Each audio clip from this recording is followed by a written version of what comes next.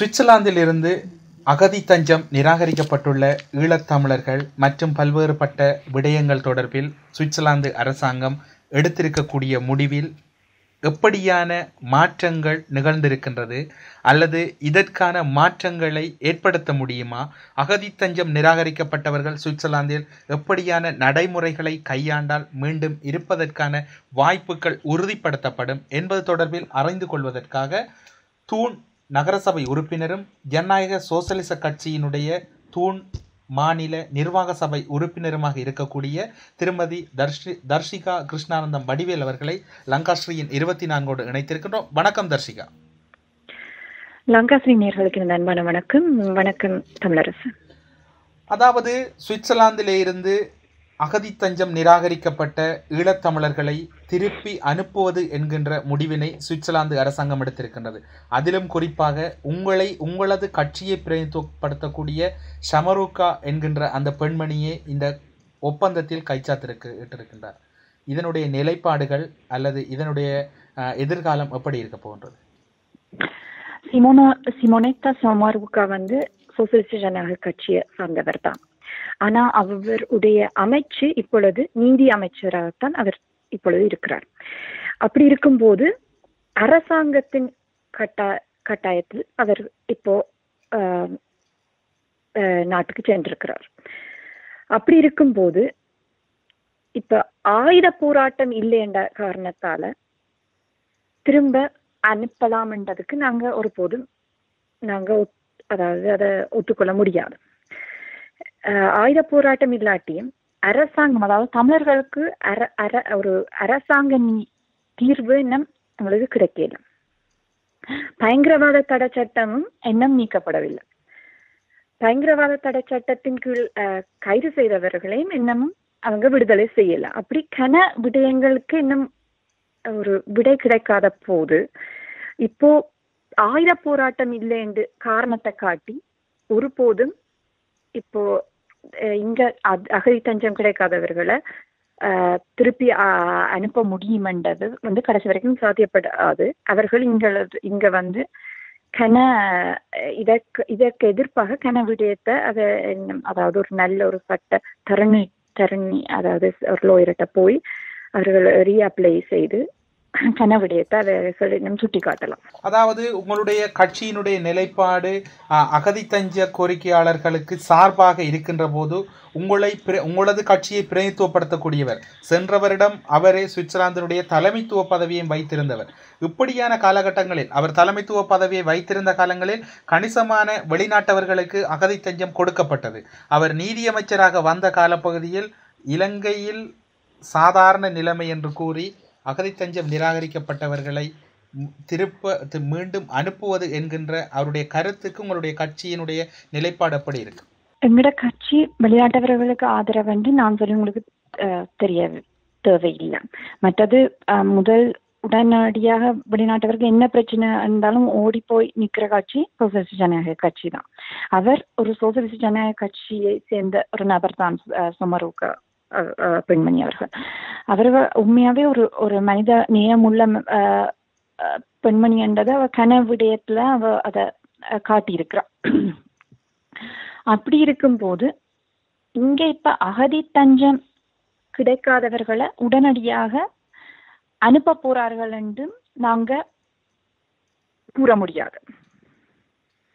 ஏனெனில் இப்போ நீங்க நான் சோசியலிச ஜனநாயக கட்சி இல்ல பெரும் பொறுப்புல இருக்கிறவர்களுடைய எல்லாம் நான் நேற்று பேசினான் இதை பத்தி. அப்ப அவர்கள் கூறுவது என்னவென்றால், இப்பொழுது அதாவது அசில் தஞ்சம் அடைஞ்சு ஃபோர்லைஃபிஷ் ஆப்கனோமனே அசில் பெவேப்பர் அவர்களை எந்த பிரச்சனையும் இல்லை. இந்த என் house wise F house wise மற்றது இப்பொழுது இன்னும் பதில் வராதவர்களுக்கும் எந்தவித பிரச்சனையும் இல்லை. அதாவது உங்களுடைய கருத்தின் அடிப்படையில் அகதி தஞ்சம் நிராகரிக்கப்பட்டவர்கள் கூட சட்டத்திறனியூடாக சரியான வழிமுறைகளை கையாளுகின்ற போது இந்த விடயத்திலிருந்து அவர்கள் விடுவிக்கப்படுவார்கள், அப்படியா? அப்படித்தான்.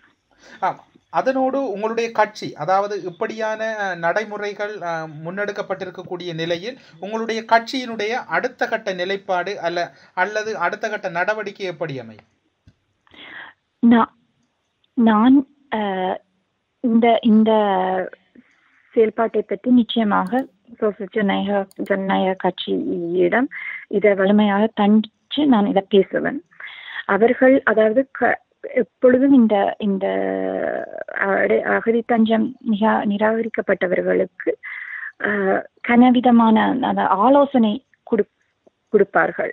எப்படியெல்லாம் இனி அடுத்து என்னென்ன வழிகள் இருக்குது, அவர்களுக்கு எப்படியெல்லாம் செல்ல வேண்டும் என்ற அந்த ஆலோசனைகளை இவர்கள் எங்கள் கட்சியிடம் பெறலாம். அதற்கு மின்னஞ்சல் மூலமாகவோ அல்லது ஃபேஸ்புக் மூலமாகவோ நீங்க என்னையும் தொடர்பு கொள்ளலாம். அதாவது உங்களுடைய கட்சியினுடைய முக்கியஸ்தர்கள் இதற்கு எந்த வகையிலும் உதவுவதற்கு தயாராக இருக்கின்றார்கள், அல்லது அதற்குரிய மின்னஞ்சல் முகவரியினூடாக அவர்களுடைய முறைப்பாடுகளை சரியான வகையிலே தெரிவிக்கின்ற பட்சத்திலே அந்த அகதி தஞ்ச கோரி நிராகரிக்கப்பட்ட ஒரு நபர் அந்த விடயங்களை எப்படி கையாளுவது அல்லது அவருக்கு எப்படி துணையாக இருப்பது என்கின்ற வழிகாட்டலை வழங்குவீர்கள்? நிச்சயமாக. மற்றது அங்க எவ்வளவு துன்புறுத்தல் மத்தியில தான் ஒரு நபர் அந்த நாட்டை விட்டு இங்க அகதி தஞ்சம் கேட்கிறார். அப்படி இருக்கும்போது அங்க அவர் உண்மையா துன்பப்படுத்தப்பட்டதுக்கு சில ப்ரூஃப்கள் எப்பொழுதும் நீங்க அந்த விடயத்தை கவனம் செலுத்தி அந்த விஷயத்தை இங்க எடுக்க பாருங்க. உங்களோட கேஸுக்கு அது ரொம்பவே ஹெல்ப்ஃபுல்லா இருக்கும். அதனோடு இன்றிருக்கக்கூடிய சூழ்நிலையில் இலங்கை அரசாங்கம் கடந்த ஏப்ரல் மாதம் அளவிலே சுவிட்சர்லாந்து அரசோடு உத்தியோகபூர்வமான ஒப்பந்தத்தை கைச்சாத்திட்டு இருந்தது.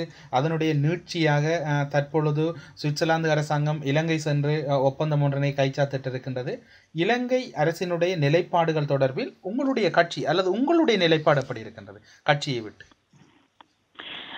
நான் முதலேயே கூறினது போல ஆயுத போராட்டம் இல்லை என்றாலும் தமிழர்களுக்கு ஆன ஒரு அரசியல் தீர்வு இன்னும் கிடைக்கல. பயங்கரவாத தடை சட்டம் இன்னும் நீக்கப்படவில்லை. மற்ற அந்த பயங்கரவாத சட்டத்தின் கீழ் கைது செய்தவர்கள் இன்னமும் விடுவிக்கப்படவில்லை. மற்ற காணாம போனவர்களை பற்றி எந்தவித தகவலும் இல்லை. மற்றது படைகள் வசமுள்ள காணிகள் இன்னும் திருப்ப கொடுக்கப்படவில்லை. அப்படி இருக்கும்போது மற்றது இடம்பெயர்ந்த மக்கள் இன்னமும் எவ்வளவு பேர் திரும்ப தங்களுடைய இடத்துக்கு போக முடியாத ஒரு நிலையில்தான் இருக்கிறேன். இப்படியெல்லாம் இருக்கும்போது இதையெல்லாம் பற்றி கதைக்கிறதே இன்னும், அதாவது இப்ப அது தருணம் இல்லை என்றதுதான் என்னுடைய கருத்து. லங்காஸ்ரீயின் 24 செவிகளோடு கலந்து கொண்டு சுவிட்சர்லாந்து அரசு எடுத்திருக்கக்கூடிய முடிவு, ஈழத்தமிழர்கள் விவகாரங்களில் எடுத்திருக்கக்கூடிய முடிவில் ஜனநாயக சோசலிச கட்சியினுடைய பங்களிப்பு எப்படி அமையும் என்பது தொடர்பில் தெளிவாக விரிவுபடுத்தியமைக்காக விசேட நன்றிகளோடு உங்களிடமிருந்து விடைபெற்றுக் கொள்கிறோம். நன்றி, வணக்கம். நன்றி.